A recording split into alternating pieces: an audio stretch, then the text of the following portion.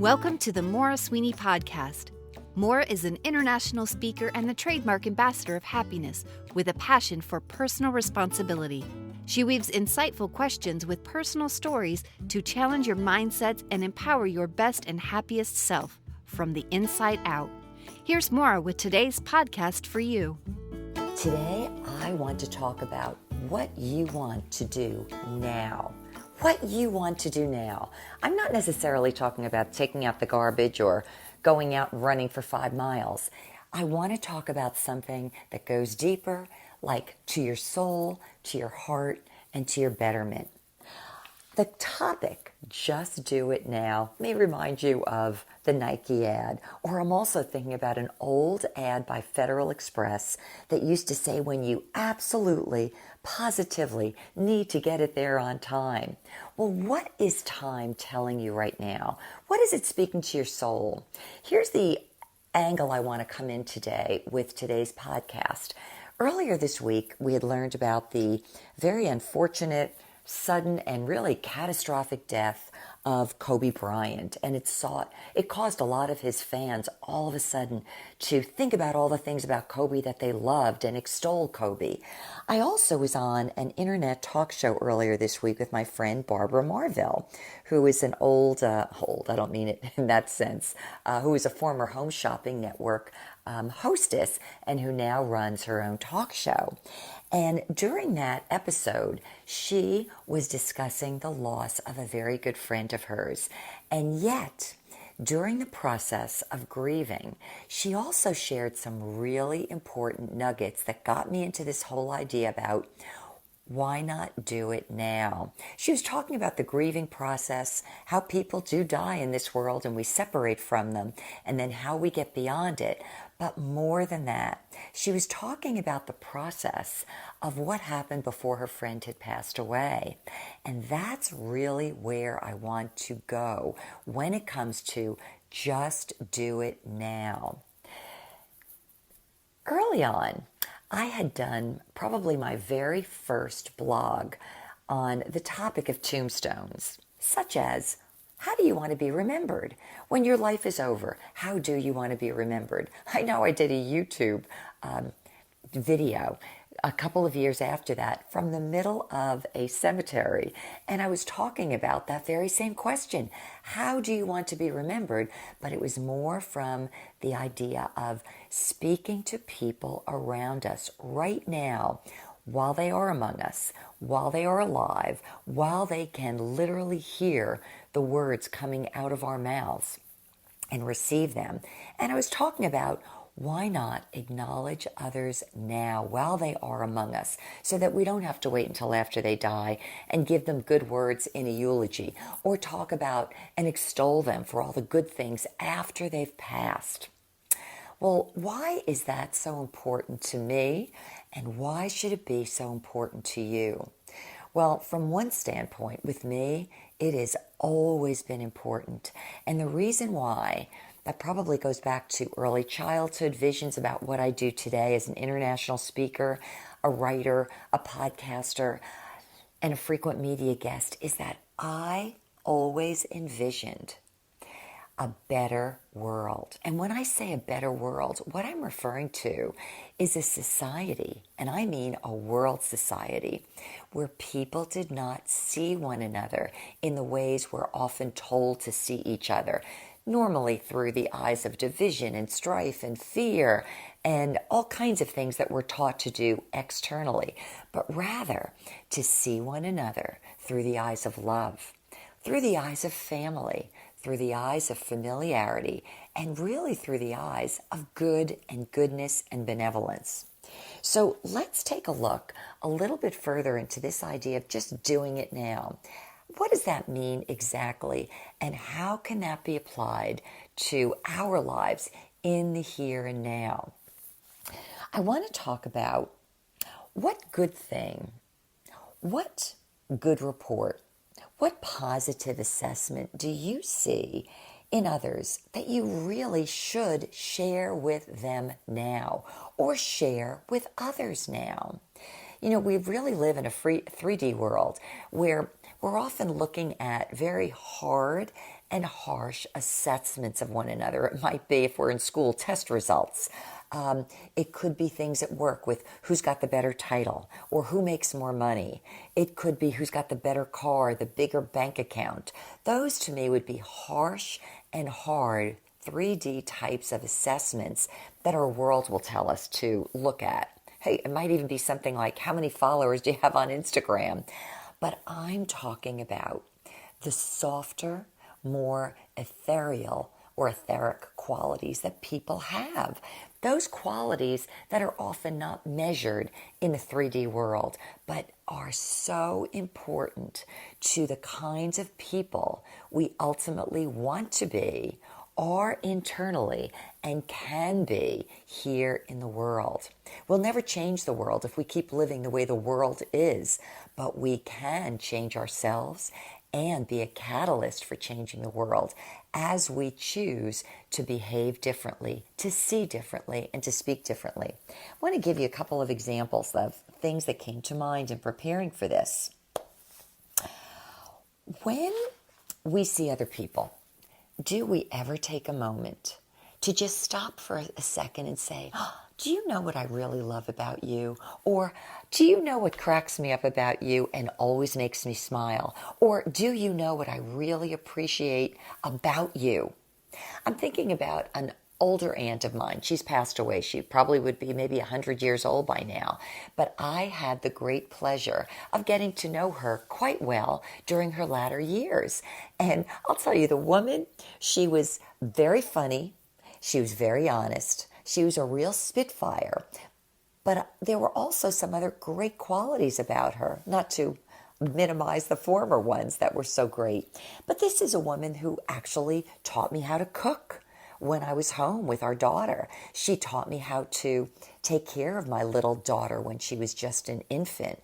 And there were certain things that she did for me and that she added to my life that were so meaningful.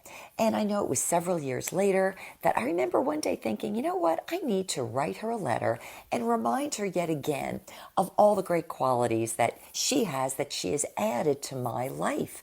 That's one of those things that if we can do it to someone else while they're alive, it's so meaningful for us to think upon those good things.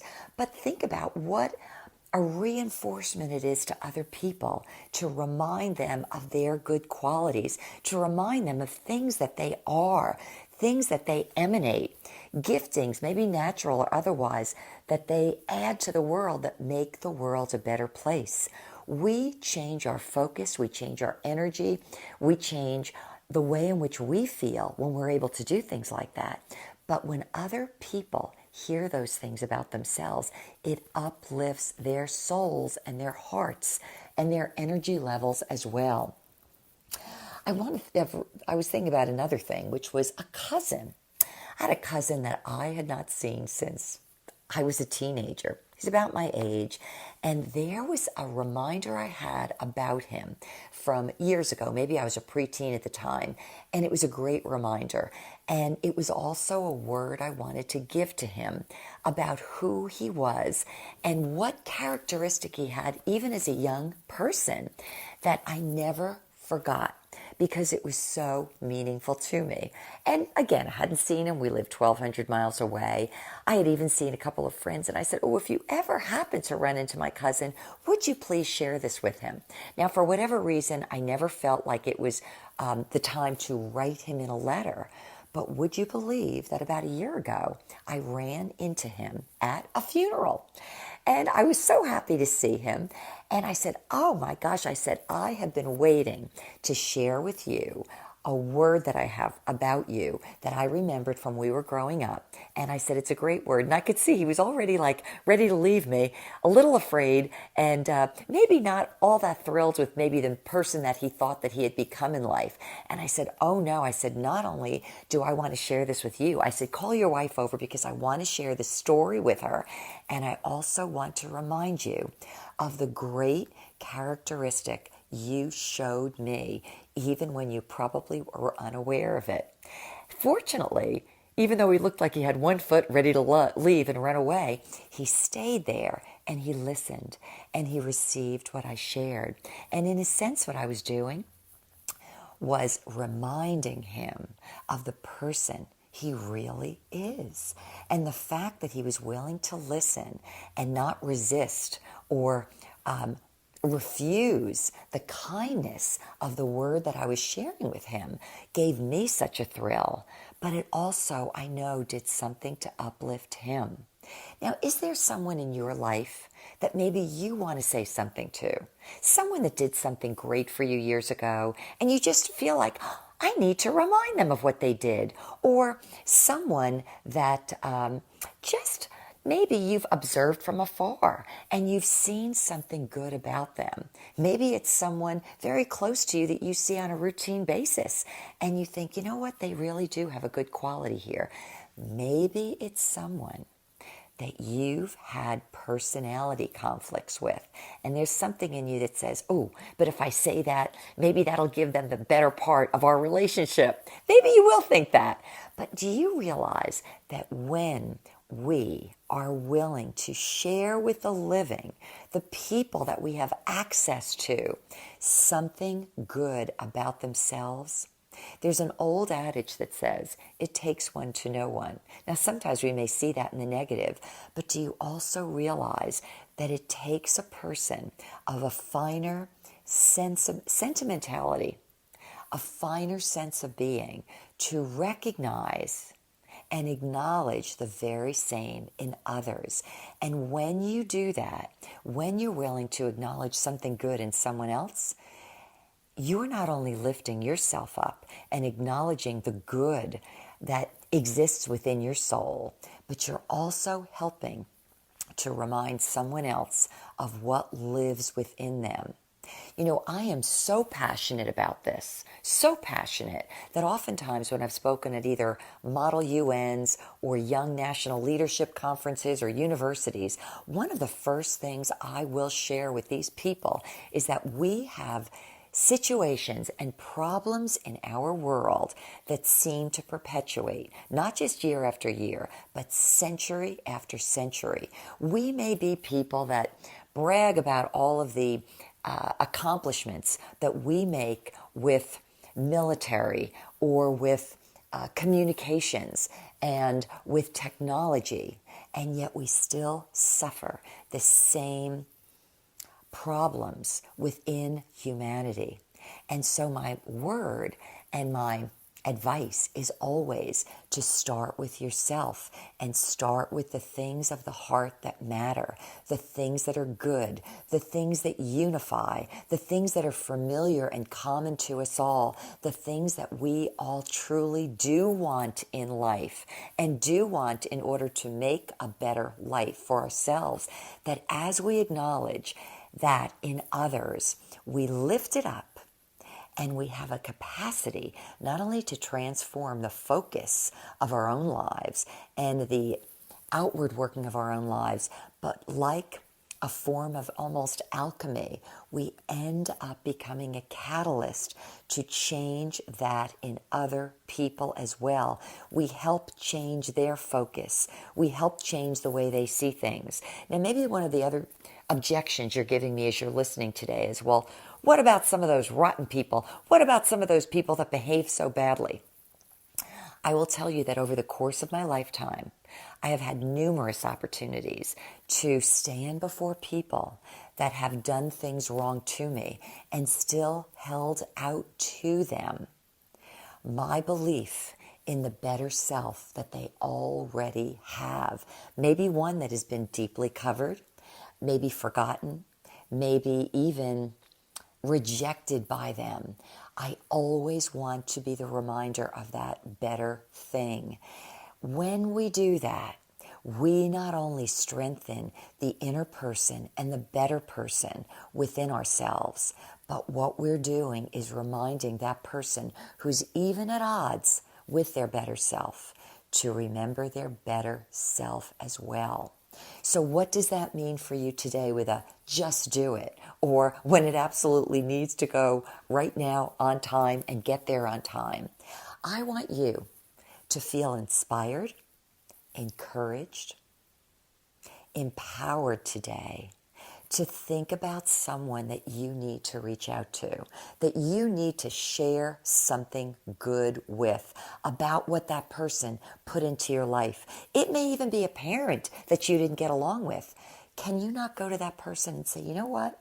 I might have had some issues with this, that, and the other thing, but I want to thank you for the good examples you gave to me, for the good training you delivered to me.